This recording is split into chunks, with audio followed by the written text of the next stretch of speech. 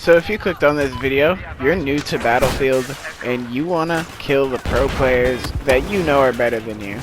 So I'm going to be teaching some of the unorthodox methods that I have at least found. And I know a lot of them are probably orthodox methods, but my low knowledge on the game allows me to help players in the same way that I ask questions, right? So one of the things that I've learned to do is utilize cover, as you see me doing in this clip. Use your teammates, and the best thing you can do is hit your shots. And you should be looking for name tags if they're visible and you're not playing hardcore, anything like that. Now, one of the important things is reaction timing. Now, not everyone has quick reaction timing, and I understand that. So what you want to do is always position yourself correctly. So that would bring us to step 2, positioning. In this clip, you see me flanking. I go behind the enemy and sneak around just to kill everyone who is in my line of sight. Now, the next thing I'm going to talk about is lining up explosives. You always want to line up explosives on the doorways, anywhere anyone is. Crawling through small corners, letting people spawn on their teammates, all of this. All of these methods I know that pro players use, but they don't really talk about some of the things that I'm going to talk about. What you want to always try to do is have your sensitivity tuned to your your unique style. I would say have a high sensitivity and a low zoom. That's usually what you want to do, so that way you can turn around quickly. And another thing is, don't be afraid to push an objective that is blocked off. So if they're sitting at the doors in this map, for example, Operation Locker, what you want to do is try to do something like this, where you go and you fight them and get your whole team on them, and then find a way to sneak around in the snow. And sometimes you can even let them run past you if they storm past. You can find a room to hide in and let them go push and get behind the enemy, and next thing you know, you turn the tables. A lot of people probably think you should go immediately for kills, and I would say even that's not true. It's not like Call of Duty. Even though I like killing and I like getting kills and getting high kills, it's mainly about defense and stopping the other team from actually progressing. So if you sit on enemy spawn and kill 3 of them, you're one person killing 3 of them at a time. That is so useful if you're going to be helping your team out, even if you're not on the objective.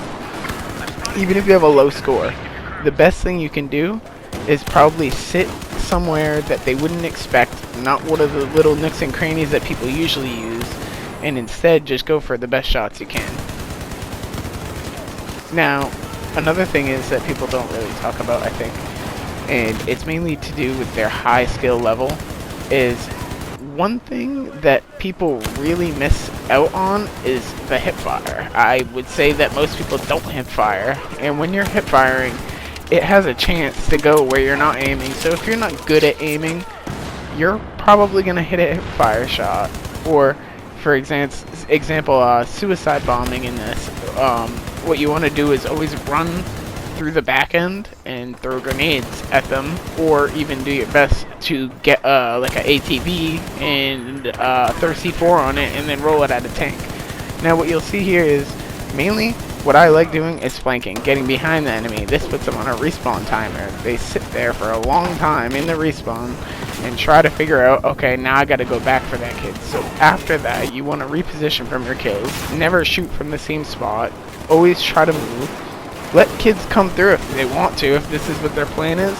But free kills, that's all you're looking at it as. And the best thing you can do is take your shots and then get back. There's not really too much else that I would say that I know that is like very useful, except for even in this clip, I get res. And as soon as I get res, I don't go running. I stay where I am on the ground and move up slow. Anytime I'm behind the enemy and they don't know I'm there, that is a win for me. Anytime you can clean up a teammate's kill as well, go for it. Anytime that you see a fight, like for instance me getting shot in the back, you want to get turned around or drop low.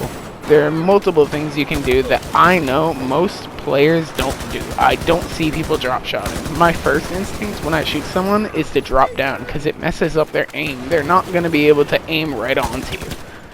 a lot of the big things you can learn from other YouTubers or people that play this game that are actually experienced.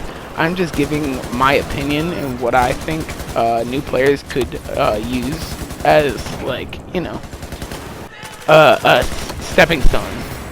Not everyone is going to play this the same way, and I get that. So one of the things I will say is you don't want to position yourself in a sniper spot trying to go for trick shots and do cool things. Like, I get it.